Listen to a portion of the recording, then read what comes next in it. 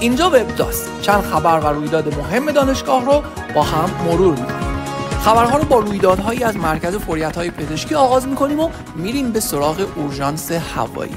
به گفته دکتر احسان حبیبی رئیس این مرکز، بالگرد اورژانس 115 ما در 9 ماهه اول امسال 49 مأموریت هوایی رو به ثبت رسونده. بیمارانی که توسط این بالگرد منتقل میشن بیشتر شامل بیماران کد 247، کد 724 و بیماران ترومایی هستند.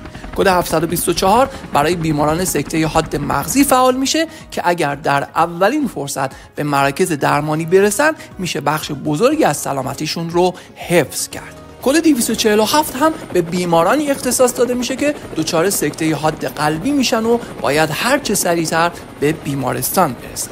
دکتر حبیبی گفته مسیرهای پروازی بالگرد هوایی جهرم طبق آمار در این مدت بیشتر از خفر یا سیمکان به سمت بیمارستان پیمانیه یا از این بیمارستان به مقصد مرکز استان انجام شده.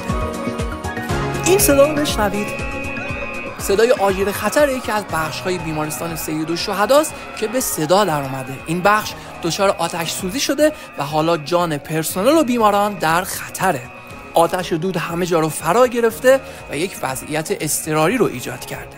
در بعضی از اتاق‌ها قفل شده و تیم بحران تمام تلاشش رو میکنه تا شرایط رو به بهترین شکل ممکن کنترل کنه.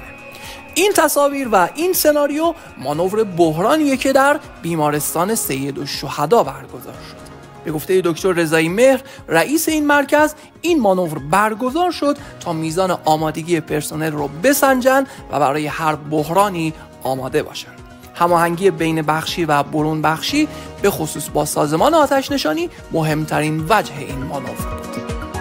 میریم به آموزش و خبرها رو با ورود زمستانه دانشجویان جدیدمون ادامه میدیم. 83 دانشجوی پزشکی و 23 دانشجوی کارشناسی فوریت‌های پزشکی ورودی بهمن 403 با لب‌های خندون و دل‌های پر از امید وارد دانشگاه شدند تا با انگیزه تمام تحصیلشون رو آغاز کنند.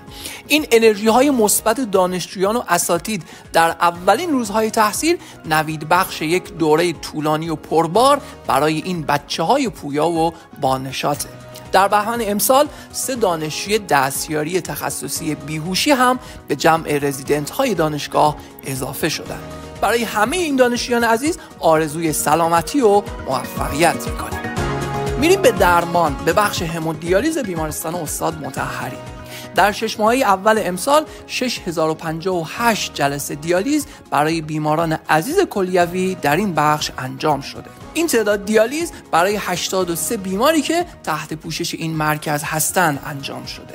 جالبه بدونید مسن‌ترین بیمار این مرکز 95 ساله و کم سن و سالترین اونها 14 و 16 ساله هستند. یادی هم بکنیم از مرحوم حاج مرتضی ابوطالبی عزیز که با همت بلندش در سال 94 بانی راه اندازی این مرکز شد. و یک احتمالاً خبر نداشتید. در جلسه اعضای هیئت مدیره مجمع خیرین سلامت با سرپرست دانشگاه نکات مهمی مطرح شد که احتمالاً خبر نداشتید. احتمالاً خبر نداشتید که از بدو تأسیس دانشگاه علوم پزشکی جهرم، یعنی از سال 56 تا حالا، بیش از 2000 میلیارد تومان توسط خیرین عزیز و بزرگوار به دانشگاه هدیه شده.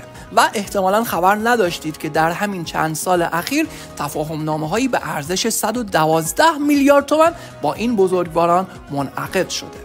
دکتر حکیم الهی در این جلسه تاکید کرد که ارتباط با خیرین عزیز باعث شده جایگاه دانشگاه در بین مردم محکم‌تر بشه. سرپرست دانشگاه ابراز امیدواری کرد ضمن تنظیم یک برنامه استراتژیک برای آینده در مورد نیازهای دانشگاه قدر و منزلت و جایگاه خیرین بزرگوار رو بیش از پیش در اولویت قرار بدیم. خبرها رو با یک بازدید به پایان میبریم. دکتر حکیم الهی سرپرست دانشگاه در ادامه بازدیدهای هفتگی سری به پروژه در حال اتمام مرکز بهداشت و آموزشگاه بهورزی زد. این پروژه با 3100 متر مربع زیربنا در 3 طبقه در حال اجرای نصبیات و مراحل پایانیشو سپری میکنه. شاد و پیروز باشید. خدا نگهدار.